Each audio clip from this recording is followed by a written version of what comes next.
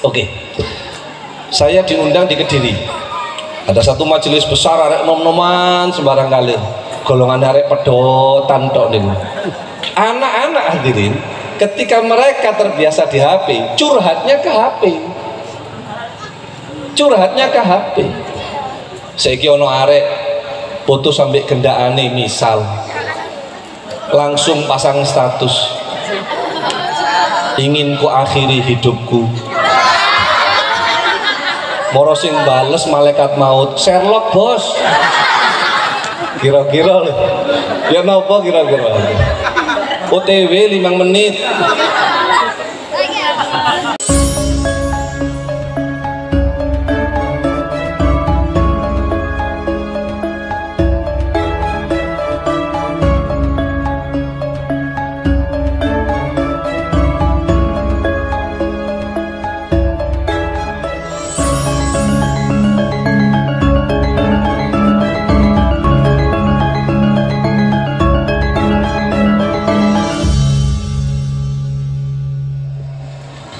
Paman Kanjeng Nabi piyambak. Nggih. Sinten pamane Kanjeng Nabi? Kathah sing dadi musuhe Kanjeng Nabi. Sinten? Abu Lahab. Nama aslinya Abdul Uzza. Paman beliau kurang nopo, kurang cedek yok nopo. Riwayat mengatakan adik kandung Sayyid Abdullah persis tunggal ibu. Karena Sayyidina Abdul Muttalib niku istrinya 4. Ada riwayat mengatakan 2. Niki mboten heran keranten wong zaman biyen ojo zamane Sayyidina Abdul Muttalib. Mungkin zaman Mbah Buyut panjenengan niku nggih bojone kok tunggal. Wong ibu kita Kartini niku lho istri keduanya Bupati Rembang. Dan biasa memang zamannya ngaten hadirin. Nah niki adik kandung dari Sayyid Abdullah kudune nang ponaan niku cinta ngrumat hormat. Bahkan Kanjeng Nabi niku kan gadah ciri mulai alite wis ganteng wangi seger gak medit, orangnya baik Kanjeng Nabi, tapi paman beliau sendiri jadi musuhnya Nabi Muhammad. Kebalikannya Wahsy niku tiyang sing mateni Sayyidina Hamzah. Saking kejamnya Wahsy nalikane Sayyidina Hamzah niki dipateni, diblerek dodone, dipendet jantunge, terus diparingaken tiang estri namine Hindun, dicokot, dibalekno malih, dimutilasi.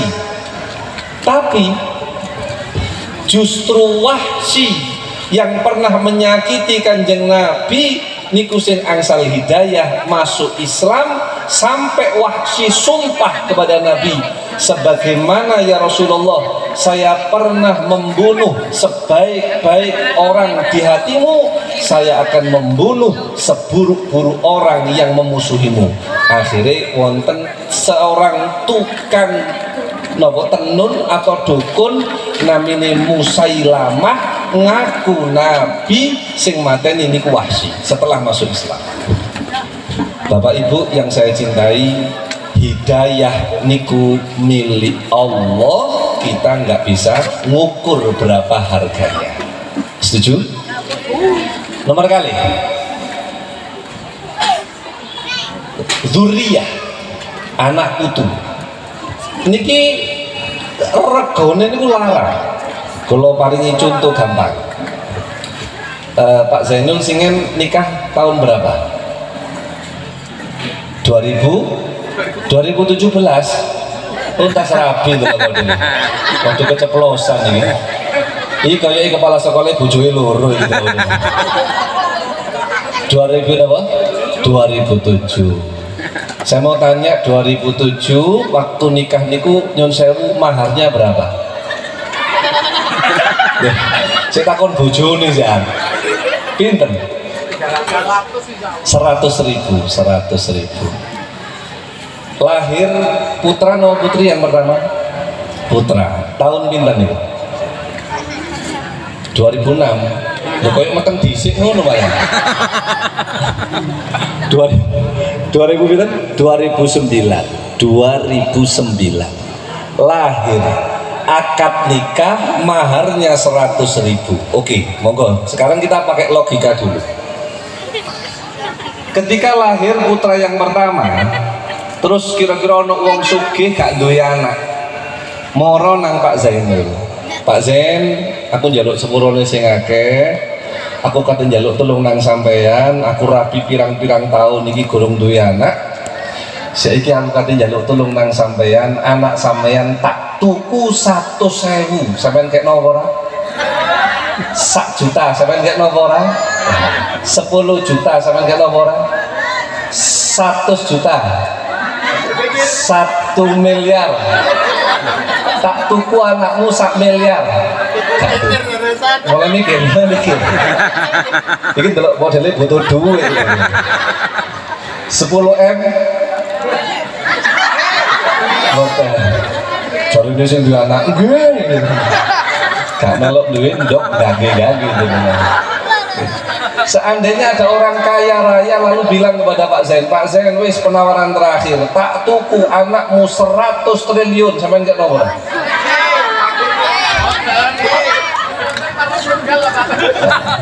Naluri orang tua pasti menolak, hadirin. Coba nalar, dipakai logika. Jenengan mahari mek 100.000, kalian Gusti Allah dikei anak yang nilainya 100 triliun tidak jenengan paling. Gusti Allah apik napa mboten? Gusti Allah sayang mboten? Saya sangat. Maka kalau pagi hari ini anaknya wisuda, ibunya rawuh, bapaknya gak datang, niku bapaknya gak ngergeni pemberian pangeran. Ngapunten lho nggih. Ngapunten. Allah mawon maringi rego sing sakmono larange gak sampeyan culno dadi anake wong liya. Hadirin, kita ini memang hidup sementara masih fokusi golek duit. Saya tak ngadeg nggih.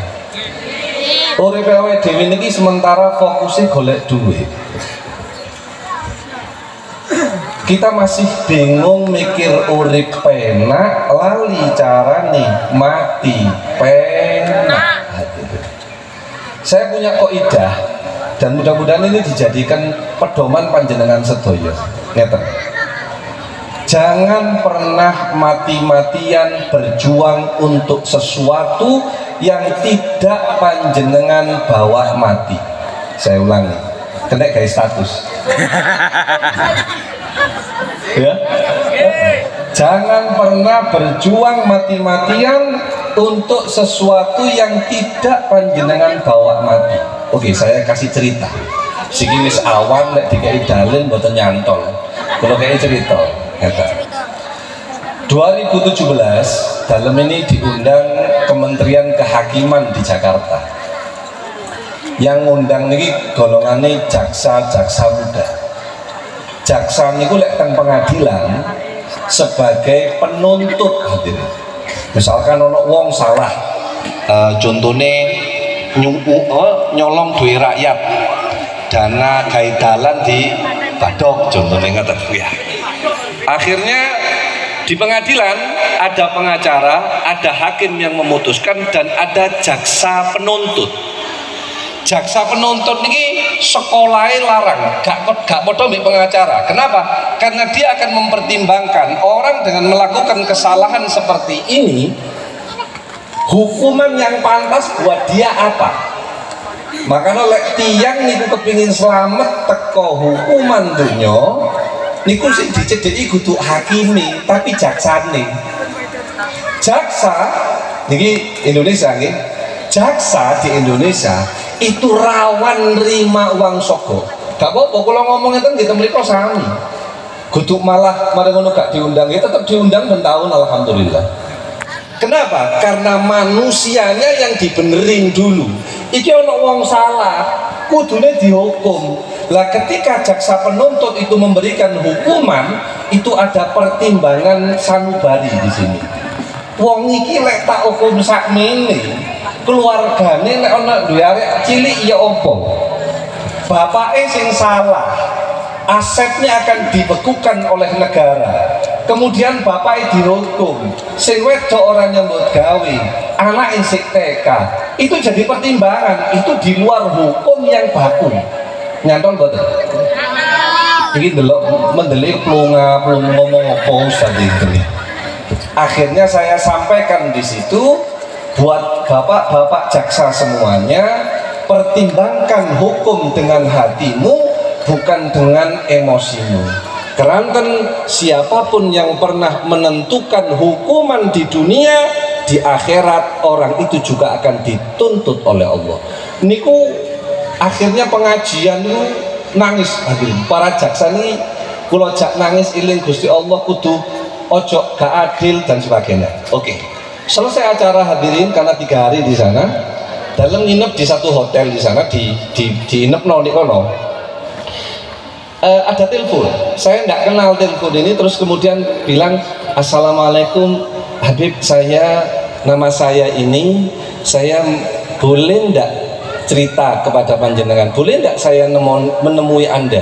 Saya bilang, maaf ibu, saya tidak biasa berjumpa dengan orang perempuan yang bukan mahramnya berdua, saya tidak mau. Terus dia bilang, kalau saya ngajak kakak saya boleh? Kakaknya laki-laki atau perempuan? Laki-laki. Oh ya, enggak apa-apa. Akhirnya ketemu kalian dalam di lobi hotel. Nah, ini awalnya ceritanya. Beliau cerita begini. Dengar ceritanya Habib itu senang saya. Alhamdulillah Bu. Terus alhamdulillah Habib, saya setelah dengar ceritanya Habib itu semalam saya bisa tidur. Kulo niku batin, iyalah ceramahku nggak rai turu ngoten. Lagi niki ceramah mesak jam, mek komentarnya ngeten, ceramahnya Habib semalam bisa bikin saya tidur. Kulo ingin, oh sholat malam kek, maca Quran kek, nambah iman lah, nggak rai turu loh. Niki kulo gak masuk akal. Terus beliau bilang begini, Habib jangan salah paham dulu. Saya ini 15 tahun tidak pernah bisa tidur. Dan saya kalau tidur harus mengkonsumsi pil tidur dengan izin dokter. Kalau enggak ginjal saya yang kena. 15 tahun. Nah ini mulai menariknya di sini. Saya tanya, ada masalah apa kok panjenengan nggak pernah bisa tidur 15 tahun? Padahal wong kene iki dijak khutbah Jumat 15 menit ae merem aja. Nggih napa nggih? Ya semuni nggih gelek turu kabeh to. Nggih. Kuwi iki 15 tahun ora iso turu hadirin. Akhirnya dia cerita, begini Habib. Alhamdulillah saya ini diangkat jadi PNS, jadi pegawai negeri di kejaksaan ini 15 tahun yang silam. Saya punya suami karena tinggal di Jakarta. Dia salah satu kepala bagian perusahaan asing, bayarannya fantastis. Saya beserta suami dikaruniai 2 anak. Yang pertama dia itu kelas 1 SMP, dan yang paling kecil adalah yang baru bisa merangkak. Saya beli satu perumahan di perumahan elit di kota Jakarta, Wonten satu perumahan elit, saya tidak nyebut. Suatu malam teman-teman kantor ini ngajak hangout itu kayak pesta itu loh Bu. Mungkin ini gak tahu pesta, yang kini kan duren ngoten mawon ya. Pesta ngoten loh. Terus izin suami. Saya izin suami, kata suami saya, enggak boleh. Perempuan pulang kerja pulang, enggak usah keluar lagi. Di situ kita bertengkar. Dia bilang, kamu jangan egois. Kamu kalau keluar sama teman-teman kamu, saya izinkan. Saya malam ini mau keluar sama teman-teman kerja saya, nggak sama orang lain, sama teman-teman kerja saya. Kok nggak diizinin? Makso dia tetap keluar dari rumahnya. Acara jam 9.10 selesai. Tapi kata ibu ini, dia bilang, sekalian saya pulang malam biar suami saya ngerasakno ya opo repot yang rumah tangga. Setengah 1 malam si ibu ini pulang. Mendekati perumahan elit itu, dia lihat mobil jajar-jajar. Mobilnya bukan mobil umum, mobil pemadam kebakaran. Semakin mendekati tempatnya, dia kaget luar biasa, ternyata rumahnya kebakaran. Dia cerita kepada saya, Habib, saat itu saya langsung pingsan di tempat. Saya sadar saya sudah di rumah sakit. Rasanya saya pingin pingsan, nggak bangun lagi.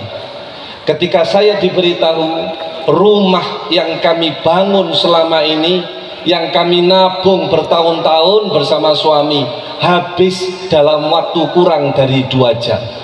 Suami saya meninggal dalam keadaan memeluk anak saya yang pertama. Satu-satunya yang selamat dari kejadian itu cuman anak perempuan saya yang sedang merangkak, itu selamat hadirin. Cuman mengalami luka bakar yang sangat. 15 tahun lamanya saya tidak berhenti mengutuk diri saya, menyalahkan saya, menyalahkan Allah. Saya tidak terima. Bayangin hadirin, kehilangan suami tercinta, kehilangan putri yang pertama, juga putri yang dipeluk dalam keadaan terbakar. Tersisa 1 anak yang dia ini hadirin luka bakarnya sekujur tubuhnya, fungsi jantungnya tidak berfungsi dengan baik, ginjalnya hampir habis. Anak ini tumbuh kembang jadi anak yang seharusnya cantik, kudune ayu hadirin.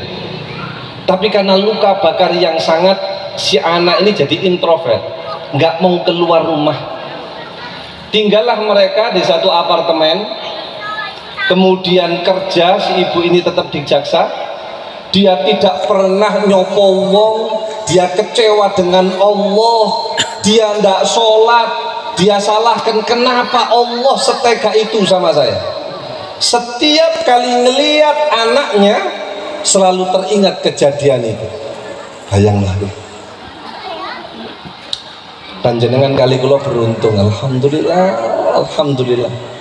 Allah kalau punya kuasa. Ini belum selesai loh ceritanya nih. Niki sampai 2:30 loh Bu. Sanggup? Sanggup? Usir lemu nek mburi gak sanggup ngono bae. Ya Rabbi, panjenengan pirsani. Ketika dia bilang, setelah tadi malam saya dengar saya bisa tidur. Kenapa panjenengan kok bisa tidur? Habib, saya selama ini mati-matian cari uang karena saya ingin ngebahagiakan saya punya keluarga. Ternyata Allah itu cemburu kalau ada orang yang di hatinya ada selain Allah. Karena waktu itu saya cerita begini, hadirin. Saya cerita begini. Waktu kejadian di kejaksaan itu ada satu cerita. Ketika dalam di Hadramut, ketika saya di Yaman. Waktu itu kita lagi naik mobil, naik bis. Ketika kita naik bis, dalam naik bis, sopir ini ngebut luar biasa. Kok tiba-tiba ada anak kecil keluar hadirin dari gang lari.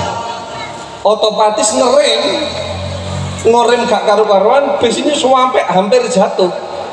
Karena ngerem yang dalam aja kebentuk lawan kursi ngarep nih. Yang di depan saya itu orang yang paling depan dekat dengan sopir, terpental ya, sampai jatuh ke undak-undakan bis. Dan dalam mirsani ada besi pegangannya bis itu lepas masuk ke tangan, tembus sulit. Itu saya ceritakan kepada dia, tembus sampai tangan. Tapi saya melihat orang tadi bilang Robbunal Karim, Robbunal Karim, boten jerit, boten nangis, boten melung-melung. Iku lek wong kene wis, aduh, ngoten. Niki boten hadirin. Cuman bilang, ya Allah, Robbunal Karim, Robbunal Karim. Kalau diartikan ngeten, ya Allah, panjenengan baik banget sama saya ya Allah, terima kasih ya Allah, panjenengan saya tengkulo ya Allah. Dalam ini ndak habis pikir, saya sobek ini pelipis, saya jatuh, teman-teman yang lain jatuh. Terus layaknya orang kalau lihat begitu kan mesti sampean gak apa-apa lah, itu bahasa Arab halak gitu, halak. Saya ketemu orang ini, saya tulungi, ya ammu halak kif, wahai paman lek sampean gak apa-apa. Apa kata dia? Robbunal karim.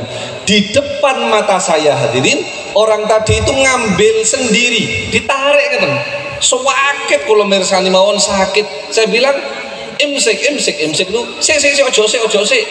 Niki ditarik hadirin, maafif sih, ditarik hadirin, dan beliau dalam keadaan senyum sambil mengatakan, Allah jenengan kok saya sangat tengkulo. Sudah, saya ambil ridak saya taruh di tangan beliau supaya nggak keluar darah. Kemudian kita dievakuasi keluar dari bis. Saya tetap sama beliau karena saya penasaran. Apa kata saya tanya sama beliau, ya ammu, Bapak mohon maaf, dari tadi panjenengan ini yang paling parah di antara penumpang yang lain. Itu besi masuk, panjenengan tarik sendiri, tapi panjenengan tetap mengatakan Allah maha baik. Apa kata beliau? Sambil beliau mengatakan, ya waladi, wahai anakku, ketahuilah, idza ahabballahu abdan ibtalahu. Allah itu kalau sudah jatuh cinta kepada seorang hamba itu akan diuji oleh Allah. Saat ini ketika tanganku tertusuk besi, Allah lagi bilang, aku sayang kamu, I love you. Allah yang bilang sayang. Ibu itu, kembali kepada cerita ibu yang terbakar rumahnya anaknya itu, semalaman dia nangis kepada Allah. Napa? Ya Allah, betapa jahatnya aku selama ini. 15 tahun aku tidak sholat, 15 tahun aku suudzon kepadamu. Ternyata 15 tahun yang lalu ya Allah, kau nyatakan jatuh cinta kepadaku. Dan dia bilang hadirin, untuk pertama kalinya dalam seumur hidupnya beliau ini sujud syukur, nangis kepada Allah sambil mengatakan, ya Allah, saya juga mencintaimu. Pelajaran penting yang bisa kita ambil begini, ibu bapak yang dirahmati oleh Allah. Ini anak-anak panjenengan ini kecintaannya Allah, ini jalan panjenengan menuju surganya Allah. Kita bersyukur nggak diuji seberat itu oleh Allah. Allah titip amanah ini dijaga dengan baik di rumah sing apik. Apa kurangnya panjenengan? Sekolahnya disekolahkan ke madrasah ibtidaiyah, bukan sekolah umum, tanpa saya mengecilkan peranan sekolah umum. Berjumpa dengan guru-guru yang di sini, putra putri panjenengan tiap hari diajari baca Asmaul Husna, baca Raditu Billahi Robba.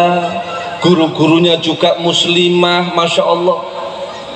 Dididik anak panjenengan ini untuk mengenal Allah yang saya yakin awake dhewe sing wis tuwa-tuwa ngeten iki sampai saiki salate sik dereng khusyuk. Nggih napa nggih?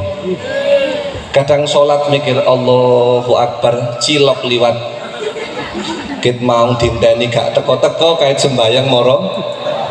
Sholat kita masih seperti itu, tapi tidak dengan anak-anak kita hadirin.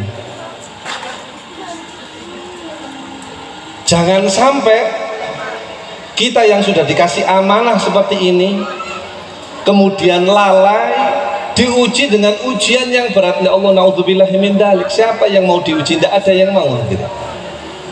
Oleh karenanya nalikone ada acara apapun untuk putra putri panjenengan, saya mohon hadiro hadirin, hadiro. Kedua, hadirin, akan ada masa di mana kita akan berpisah dengan mereka. Yang saya maksud bukan kematian, yang saya maksud ketika mereka tambah dewasa. Betul? Ini masih SD, ibtidak, Marang ngono arek-arek iki SMP ini koncone macem-macem, gak kabeh koyo sing ndek kene. Gurune ya guru mesti koyo guru ndek kene. Pengaruhnya macem-macem hadirin. Dari HP. Saya 3 hari yang lalu undangan di Surabaya. Saya bahas tentang parenting, bagaimana anak, orang tua ke anak, apa yang harus dilakukan dan sebagainya. Pulang dari majelis itu, ada satu ibu bilang kepada saya, Habib, saya mau minta tolong. Iya, anak saya kelas 5 SD sudah perempuan, anak saya kelas 5 SD perempuan nyetet rokokan. Jos, saya panggil, lu yang mana anaknya? Datang dia. Saya tanya, Duk, sampean rokokan? Iya. Kok bisa rokokan? Iya. Lah iya kok bisa nak? Iya, karena saya sering diajak mama ke mall di Surabaya, teng mriku niku wong wedok kulino rokokan hadirin. Dia bilang jujur hari ini, aku beb lek delok wong wedok sing di mall iku rokokan kok koyo boys yo beb yo. Jadi aku nyoba rokokan dan tidak bisa berhenti hadirin. Saya bilang kudu salai anak, salai mamane lapo dijak nang rokok. Minta doanya Bib, ya bismillah. Akhirnya dalam banyu putih niki kula tawasul nang Kanjeng Nabi, tawasul teng Sunan Ampel kali Sunan Bonang, terus rokok kula njaluk rokok tiyang mriku tak celup niku pucuke tok tak kei banyune set. Saiki rokok nduk coba nduk lek enak terusno gak mandek kon sampai yaumul kiamah, lek gak enak mandek kon sampai sekarang ndak rokokan lagi. Jadi ibu-ibu sing bapake rokokan tok mumpung aku ndek kene iki.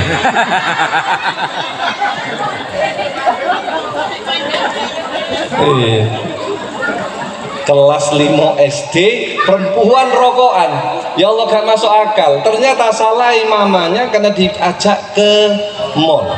Didikan guru kami Sayyidil Habib Umar selama kami di Tarim, tidak ada orang tua kalau ke pasar ngajak anaknya, tidak ada. Saya ingin boten margono preyan wong toni ngomong, ayo nang pasar minggu, ayo nang pasar malam yuk. Nggih napa nggih? Teko wonge.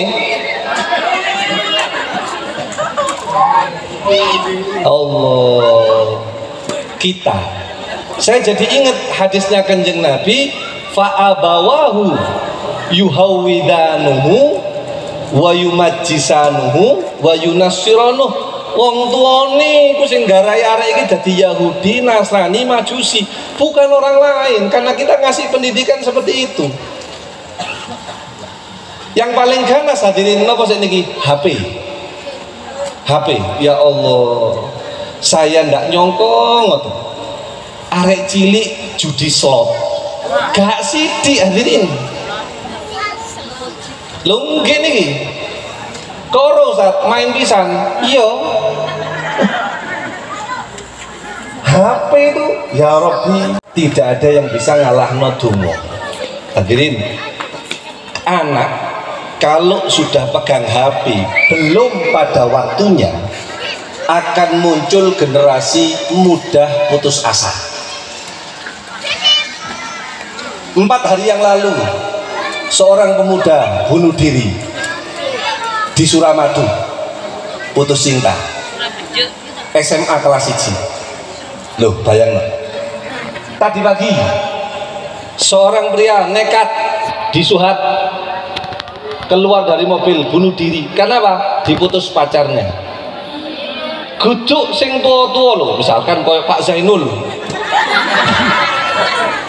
mencolot teko wit kelopo misalkan. Lalu Pak Zain putus cinta, gak ada. Karena didikan orang tua kita dulu ndak membiarkan anaknya pegang HP. Bukan Ustadz melarang anak-anak, enggak. Ibu-ibu kita ndak bisa mencegah teknologi, arahkan mereka. Maka kata guru saya Sayyidil Habib Umar, jangan bilang begini, ayo HP anto, dia akan tambah HP anto. Bilang begini, sholat dulu yuk nak, nanti HP-an lagi. Dibalik, mindsetnya dibalik. Semakin anak itu dilarang, semakin mereka penasaran.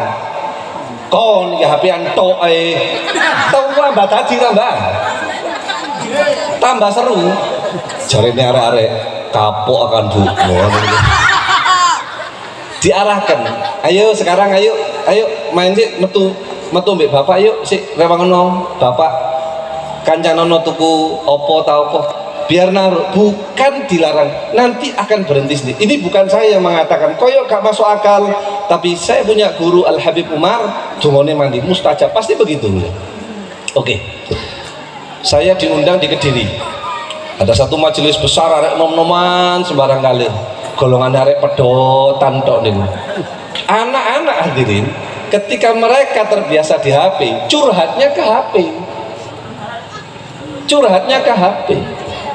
Saiki ono arek foto sampai gendakane misal, langsung pasang status, ingin ku akhiri hidupku. Moro sing bales malaikat maut, Sherlock bos. Kira-kira lho. Ya napa kira-kira? OTW 5 menit. Karena nggak ada kedekatan dengan orang tua, nggak ada kedekatan dengan guru. Maka selagi Bapak Ibu, anak-anak panjenengan celak kali guru nih, jenengan bersyukur. Bagi guru-guru juga begitu. Selagi anak-anak ini dekat dengan orang tuanya, panjenengan bersyukur. Karena berhasilnya anak itu karena 3 hal. Pertama karena doa orang tuanya, kedua bimbingan gurunya, dan yang ketiga karena pasrahnya, karena lingkungannya yang mendukung dia. Saapi-api wong, lek lingkungannya mboten berubah, bakal rusak hadirin, bakal rusak. Syukur kita ada di lingkungan yang mulia seperti ini, banyak jamaahnya muslimat, ono solawatan bendino, kiai ting telecek, wadah wong tuwa masya Allah. Ya mbok ya digawa lah, mumpung preyan lek iso sadurunge dolen golek ridhone guru, gawa rono gawa rene, gawa nang kiai ko didongakno. Lah digawa nang kebun binatang. Iku lho le boyo. Iku lho le bedes. Kan begitu, gawa nang pantai, ndelok wong muda nek kono ya panjenengan. Guru sudah masya Allah, wong bareng ono lingkungan masya wong tuwa sing mboten ngasto ya. Jadinya terakhir di Kelantan Samun siang, saya juga ada perlu nanti badal asar. Terakhir hadirin, ada dulu cerita di Tarim. Ini khususnya buat ibu-ibu. Ada satu ulama, beliau ini merasa ibadah kok gak ono rasane. Sholat itu koyo wis gak khusyuk sih, maca Quran kok koyo ampiang gak ono rasane. Kemudian beliau konsultasi kepada guru yang di atasnya. Gurunya mengatakan alaikum bil khalwah. Wis ngene le, saiki awakmu ngedoh teko menungso. Cari tempat yang sepi, beribadah di situ kepada Allah supaya menemukan ketenangan. Akhirnya si orang soleh tadi itu milih satu musola sing pun mboten didamel. Jadi musola niki wis elek, rusak. Tinggallah dia di situ. Tasih oleh 2 jam ibadah, maca Quran, salat, kok wonten tiang sedo liwat. La ilaha illallah liwat. Jenazah niki diusung wong 4. Sing ngiringi wong wedok 1. Tidak ada satupun orang yang ngikut jenazah ini. Penasaran kan wong soleh niki sing di jero musola rusak niki. Lah ya iki ana wong mati sing ngeterno mek wong 4, sing takziah wong 1. Sing ngangkut jenazah wong 4, sing takziah wong 1 wedok bisa. Dia bingung. Saya tetap di sini kholwat atau saya ikut takziah? Soalnya lek takziah pahalanya gede. Bingung wis melok takziah, akhirnya ikut takziah. Nah, ketika di takziah itu selesai dikubur, keempat-empatnya yang bawa jenazah langsung pulang. Tinggal seorang ibu di situ, dia tinggal, dia diam di kuburan itu, doa, kemudian lihat ke langit, terus senyum, terus pulang. Ditanya oleh orang soleh tadi, mohon maaf ibu, yang meninggal ini suaminya? Oh bukan, yang meninggal siapa? Itu anak saya. Oh putra panjenengan. Saya mau tanya, Yang 4 tadi siapa? Itu orang yang saya sewa untuk ngantar jenazah anak saya. Tambah penasaran, kok tidak ada orang kampung yang ngantar? Tuan, saya punya anak ini nakal luar biasa, nakalnya luar biasa. Sampai suatu saat dia sakit. Ketika dia sakit, saya yang rawat. Ayahnya sudah meninggal ketika dia itu masih di kandungan saya. Saya rawat anak saya. Kemudian dia mengatakan kepada saya, wahai ibuku, kalau umurku tidak panjang, tolong kerjakan 3 wasiatku. Pertama, kalau saya mati, karena memang sakitnya parah, ibu, kalau saya mati, tolong jangan beritahu tetangga tentang kematian saya. Saaken sampean bu, engkau sampean loro ati ping pindho. Sakit hati karena saya tinggal mati. Dan yang kedua, kalau tetangga tahu saya mati, maka tetangga ini bakal ngapokno aku soalnya aku nakal. Engko ibu loro ati. Pesan kedua, ketika ibu melihat saya meregangkan nyawa, tolong peluk saya, karena saya takut sakitnya sakaratul maut. Tolong peluk saya. Dan ketika ibu sudah mirsani melihat saya dalam keadaan kaku tidak bernapas lagi, saya minta ibu meletakkan kaki di kepala saya. Ibunya jerit, hadirin, enggak nak, ibu enggak akan melakukan itu. Si anak mengatakan, ibu, senakal-nakalnya saya pernah dengar dari guru SD saya bahwasanya surga di bawah telapak kaki ibu. Tolong injak kepala saya. Yang ketiga, wahai ibu, ketika saya sudah dikubur, tolong doa kepada Allah seperti ini. Ya Allah, engkau tahu anak saya nakal, tapi saya ridho kepadanya. Itu wasiatnya. Setelah meninggal dilaksanakan. Terus si orang soleh tadi tanya, lalu ibu tadi berdoa seperti itu, lihat ke langit, kenapa? Dia nangis sambil mengatakan, wahai Tuhan, ketahuilah ketika saya doa kepada Allah, ya Allah, saya tahu, engkau tahu, dan semua orang tahu kalau anak saya nakal, tapi saya ibunya, ya Allah, saya ridho kepada anak saya. Ketika saya lihat ke langit doa sama Allah, saya dengar suara anak saya sambil mengatakan, Bu, saya sekarang masuk surga dengan ridhomu. Pesannya apa hadirin? Pesannya ngetan, sak nakal-nakali anak sampean, ojo sampai sampean gak ridho. Kalau tanya hukum fikih, boleh ndak Ustadz mukul anak? Kalau untuk takzir, ngasih pelajaran nggak apa-apa, tapi yang ndak boleh itu melukai, dijiwit misalkan, sampai abang arek ini gak oleh. Apa mana sampai ditutuk lempak barat juga gak oleh. Dimarahi boleh, yang ndak boleh itu melukai hadirin. Sebagaimana Nabi Ibrahim disuruh untuk nyembelih, bukan disuruh bunuh, disuruh mbelih, ngek, kudu membunuh, kudu itu dijadikan hukum. Saya selama ini ngaji kepada beberapa guru habaib dan kiai. Sini nak, kalau nggak ada guru, namanya Romo Kiai Hafid, gondang legi, Allah yarham sampun setu. Anak ini mboten turun sekolah. SD kelas loro pedot gak belum sekolah, ditangleti kali yai, Gus, diceluk Gus, di bahasa no Gus, apa onak gak belum sekolah? Jawab enteng, males. Apa kata beliau? Ya wis, mas yo males tapi ngajinya ojo males yo nak. Gitu hadirin, iku wong tua. Kalau sampai keluar kata yang nggak pantas, oh delok yo. Wetik ngono sampai ngono niku kedaden.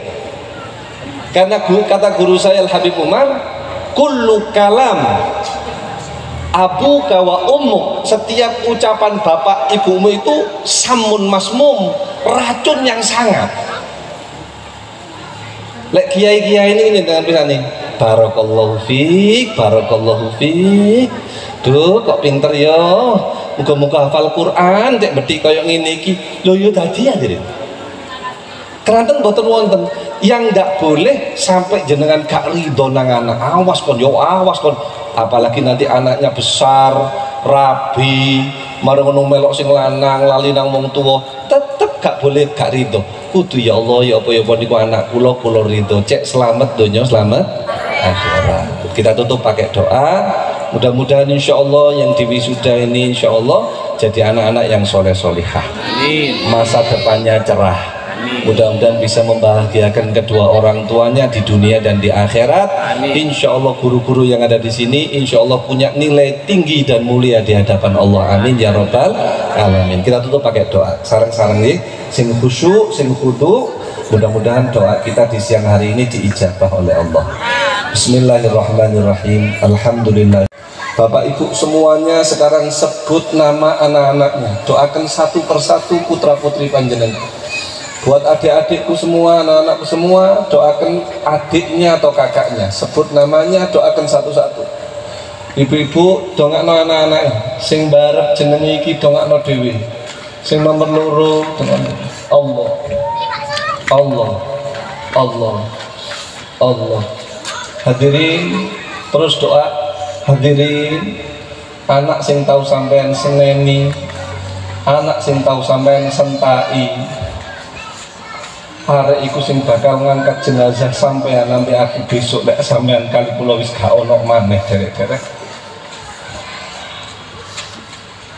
Anak yang sampean gendong, sing sampean senengno, sampean jak dolek, itu nanti ketika sampean kali kula wis gak ono dhek sing bakal ngawekno kain kafan nang awake dhewe. Hadirin mumpung si urip ayo didongakno anake. Amin ya Allah. Amin ya Allah. Ya Allah, tolong berkahi anak-anak kami, tolong sayangi anak-anak kami, tolong mudahkan urusan anak-anak kami. Jadikan anak-anak kami ini ya Allah Gusti anak-anak yang hafal Al-Quran ya Allah. Senajan bapak ibu duh Gusti boten saged maca Quran ya Allah, boten pinter ngaji Gusti, kami mohon kepada panjenengan mudah-mudahan anak-anak kami hafal Quran ya Allah. Karena kami kepingin besok dinten kiamat mereka yang akan memasangkan mahkota di kepala kami ya Arhamar Rahimin. Ya Rabb, jika suatu saat datang kepada kami masa kami harus pulang kepadamu, ketika kami nazak sakaratul maut, ketika sesak nafas kami ya Allah, yang kami inginkan cuma satu Gusti, kami kepingin nalikone mati ditunggoni anak-anak ya Allah. Kami kepingin anak-anak yang kami wisuda sekarang Gusti, mereka yang bacakan Yasin,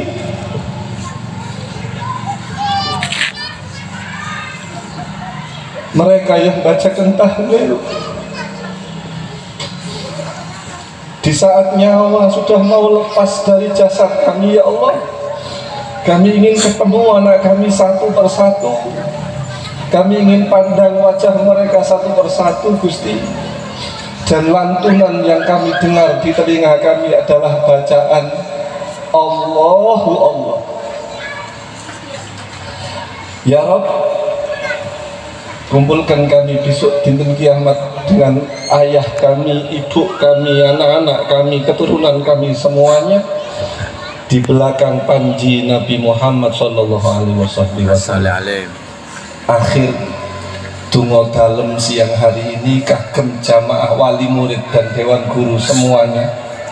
Ya Allah Gusti, wali murid kalian dewan guru sedaya niki dulur kula dunya akhirat. Kula ngemis teng panjenengan ya Allah, barokai bulan Dzulhijjah, barokai Kanjeng Nabi Muhammad, barokah jamaah haji teng Mekah, takdiraken dulur kula sedaya niki Gusti tahun ini saged berangkat umroh kabeh Gusti. Ingin sarang-sarang sak keluarga ya Allah sholat tengah jenika.